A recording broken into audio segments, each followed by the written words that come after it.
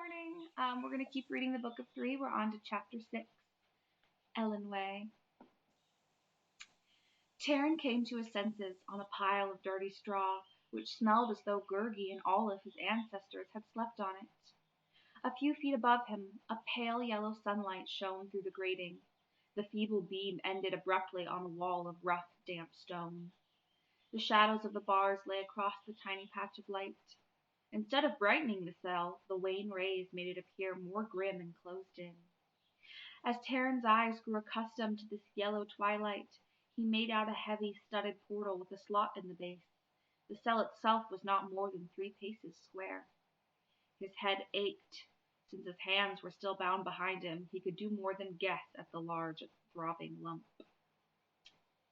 What had happened to Gwydion he dared not imagine. After the cauldron warrior had struck him, Taryn had regained consciousness only a few moments before slipping once more into the whirling darkness. In that brief time, he vaguely remembered opening his eyes and finding himself slung over the guard's back. His confused recollection included a dim corridor with doors on either side. Gwydion had called out to him once, or so Taryn believed. He could not recall his friend's words. Perhaps even that had been part of the nightmare. He supposed Gwydion had been cast into another dungeon. Taryn fervently hoped so. He could not shake off the memory of Ashrin's livid face and horrible screaming, and he feared she might have ordered Gwydion slain. Still, there was good reason to hope that his companion lived. Ashrin could have easily. I cannot speak. I have not had coffee. Why do I keep doing this in the morning? Let's try that again. Taryn fervently hoped so. He could not shake off the memory of Ashrin's livid face and horrible screaming. He feared she might have ordered Gwydion slain. Still, there was good reason to hope his companion lived. Ashrin could have easily cut his throat as he braved her in the council hall, yet she had held back. Thus she intended to keep Gwydion alive. Perhaps, Taryn thought wretchedly, Gwydion would be better off dead. The idea of the proud figure lying a broken corpse filled Taryn with grief that quickly turned into rage. He staggered to his feet and lurched to the door, kicking it and battering himself against it with the little strength that remained to him. In despair, he sank to the damp ground and pressed his head on the unyielding oaken planks. He rose again after a few minutes and kicked at the walls.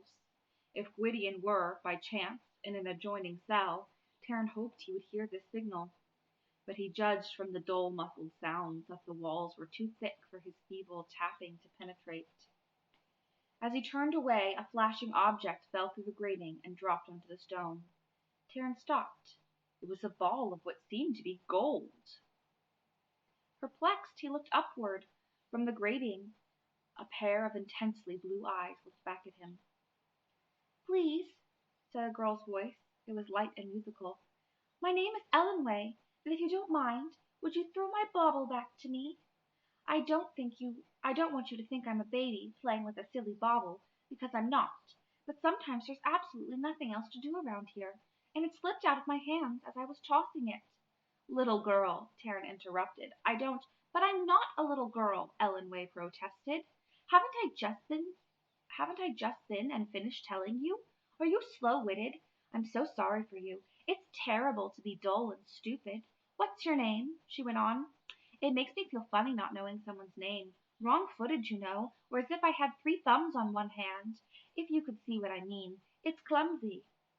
"I'm Taryn of Caerdalban," Taryn said, and then wished he had not. He realized that this could be another trap. "That's lovely," Ellen Way said gaily. "I'm very glad to meet you. I suppose you're a lord or a warrior or a war leader or a bard or a monster, though we haven't had any monsters for a long time." "I'm none of those," said Taryn, feeling quite flattered that Ellen Way should think this of him. "What else is there?" "I'm an assistant pig keeper," Taryn said, and he bit his lip as soon as the words were out. Then, to excuse his loose tongue, he told himself it could do no harm for the girl to know that much. "How fascinating," Ellen Way said. "You're the first we've ever had, unless that poor fellow in the other dungeon is one too." "Tell me of that man," Taryn said quickly. "Is he alive?" "I don't know," said Ellen Way. "I peeked through the grating, but I couldn't tell. He doesn't seem to move at all, but I should imagine he's alive. Otherwise, Ashrin would have fed him to the ravens. Now please, if you don't mind, it's right at your feet." "I can't pick up your bauble because my hands are tied," Taryn said. The blue eyes looked surprised. "Oh, well, that would account for it. Then I suppose I shall have to come in and get it." "You can't come in and get it," Taryn said wearily. "Don't you see I'm locked up in here?" "Of course I do," said Ellen Way. "What would be the point of having someone in a dungeon if they weren't locked up? Really, Taryn of Cair Dalbyn, you surprise me with some of your remarks. I don't mean to hurt your feelings by asking, but is assistant pig keeper the kind of work that calls for a great deal of intelligence?" Something beyond the grating and out of Taryn's vision swooped down, and the blue eyes disappeared quickly. Taryn heard what he took to be a scuffle, and then a high-pitched little shriek, followed by a larger shriek, and a moment or two of loud smacking. The blue eyes did not reappear. Taryn flung himself back on the straw.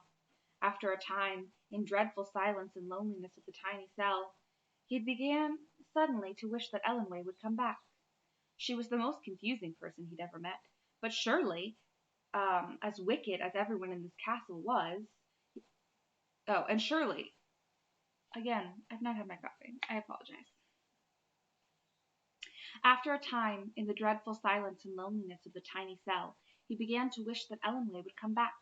She was the most confusing person he'd ever met, but as surely as everyone else, and surely as wicked as everyone else in the castle, although he could not quite bring himself to believe it completely.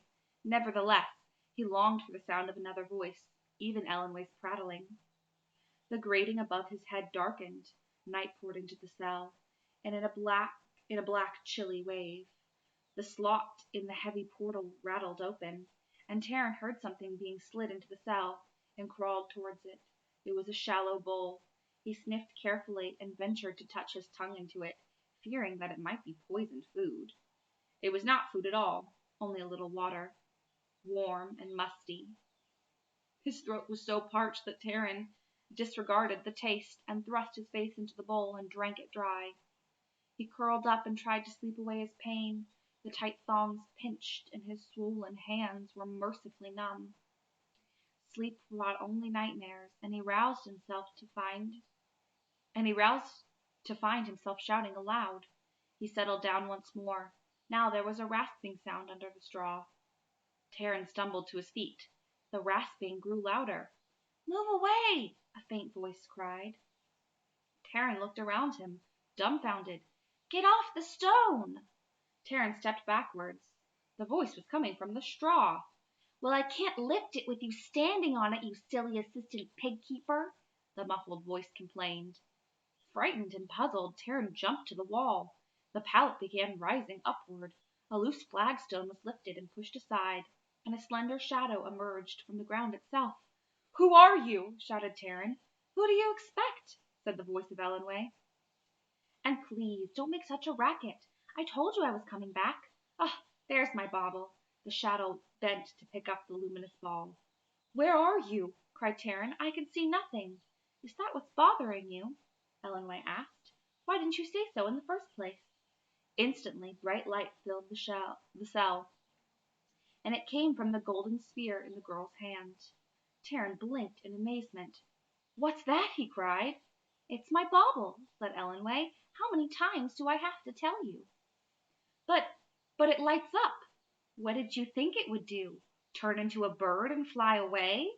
Ellenway, as the bewildered Terrell. I'm so sorry, you guys. Ellenway, as the bewildered Taryn saw her for the first time, had, in addition to blue eyes, a long reddish gold hair reaching to her waist. Her face, though smudged, was delicate and elfin, with high cheekbones. Her short white robe, mud-stained, was girdled with silver links.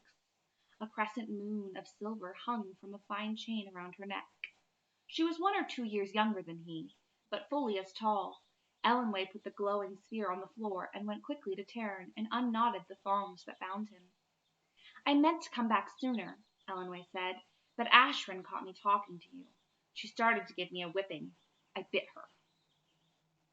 Then she locked me in one of the chambers, deep underground," Ellenway said, pointing to the flagstones. There are hundreds of them under Spiral Castle, and all kinds of galleries and little passages, like a honeycomb. Ashrin didn't build them. This castle, they say, once belonged to a great king. She thinks she knows all the passageways, but she doesn't. She hasn't been in half of them. Can you imagine Ashrin going through a tunnel?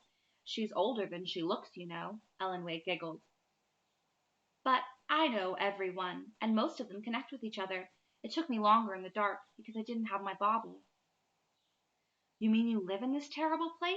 Taryn asked. Naturally, Ellenway said. You don't imagine I'd want to visit here, do you? Is is Ashwin your mother? Taryn gasped and drew back fearfully. Certainly not, the girl cried. I am Ellenway, daughter of Anagard, daughter of Regit, daughter of it's such a bother to go through all that. My ancestors, she said proudly, are the sea people. I am of the blood Lur half-speech, the Sea King. Ashrin is my aunt, though sometimes I don't think she's really my aunt at all. What are you doing here, then? I said I live here, Ellenway answered. It must take a lot of explaining before you understand anything. My parents died, and my kinsman sent me here so Ashrin could teach me to be an enchantress. It's the family tradition, don't you see? The boys are war leaders, and the girls are enchantresses. Ashrin is leagued with Auron of Anuvin, cried Taryn. She is an evil and loathsome creature. Oh, everybody knows that, said Ellenway. Sometimes I wish my kinsman had sent me to someone else, but I think they must have forgotten about me by now. She noticed a deep slash on his arm. Where did you get that? She asked. I don't think you know much about fighting if you let yourself get knocked around and cut up so badly. But I don't imagine assistant pig keepers are often called to do that sort of thing. The girl tore a strip from the hem of her robe and began binding Taryn's wound. I didn't let myself be cut up, Taryn said angrily. That's Auron's doing, or your aunt's. I don't know which, and I don't care. One is no better than the other. I hate Ashrin. Ellenway burst out. She is mean and a spiteful person. Of all the people who come here, you're the only one who's the least bit agreeable to talk to, and she had you damaged. That's not the end of it, Taryn said. She means to kill my friend. If she does that, said Ellenway, I'm sure she'll include you. Ashrin doesn't do things by halves. It would be a shame if you were killed. I should be very sorry. I know I wouldn't like it to happen to me. Ellenway, listen, Taryn interrupted. If there are tunnels and passageways under the castle, can you get to the other cells? Is there a way outside? Of course there is, Ellenway said. If there's a way in, there has to be a way out, doesn't there? Will you help us? It is important for us to be free of this place. Will you show us the passage? Let you escape, Ellenway giggled. Wouldn't Ashrin be furious? Wouldn't Ashrin be furious at that? She tossed her head. It would serve her right for whipping me and trying to lock me up. Yes, yes, she went on, her eyes dancing. That's a wonderful idea. I would love to see her face when she comes down to find you. Yes, that would be more fun than anything I could think of. Can you imagine? Listen carefully, Terence said. Is there a way you can take me to my companion? Ellenway shook her head. That would be very hard to do. You see, some of the galleries connect to the ones leading to the cells, but when you try to go across, what happens is that you start to run into passageways that— Never mind, then, Terence said. Can I join him in one of the passageways? I don't see why you'd want to do that. It would be so much simpler if I could just go and let him out and have him wait for you beyond the castle. I don't understand why you want to complicate things. It's bad enough for 2 people crawling out, but with 3, you can imagine what that would be, and you can't possibly find your way by yourself. Very well, Terence said impatiently. Free my companion first. I only hope he is well enough to move. If he isn't, then you must come and tell me right away so I can think of means to carry him. Then there's a white horse, Melangar. I don't know what's been done with her. She would be in the stables, said Ellenway. Isn't that where you'd usually find a horse? Please, you must get her too, and weapons for us. Will you do that? Ellenway nodded quickly. Yes, that should be very exciting, she said, and giggled again. She picked up the glowing ball and cupped it in her hands, and once again the cell was dark, the stone grate shut, and only Ellenway's silvery laugh lingered behind. Taryn paced back and forth. For the first time he felt some hope, though he wondered how he could count on this scatterbrained girl. She was likely to forget what she started out to do. Worse, she might betray him to Ashrin. It might only be another trap, a new torment that promised him freedom only to snatch it away. But even so, Taryn decided, they could be no worse off. To save his energy, he lay down on the straw and tried to relax. His bandaged arm no longer pained him, and while he was still hungry and thirsty, the water he had drunk had taken some of the edge from his discomfort. He had no idea how long it would take to travel through the underground galleries, but as time passed he grew more anxious. He worked at the flagstone that the girl had used. It would not move. Though Terran's efforts bloodied his fingers, he sank again into the darkness and endless waiting. Ellenway did not return. That is the end of chapter 6. Next time we'll read chapter 7, The Trap. I love Elanway, all the different ways that you can say it. But there's no but. I just love her. I love reading these books. Thank you for bearing with my coffeeless, addled brain. I hope you're enjoying the story. Until I see you next time, stay happy and stay healthy. Goodbye.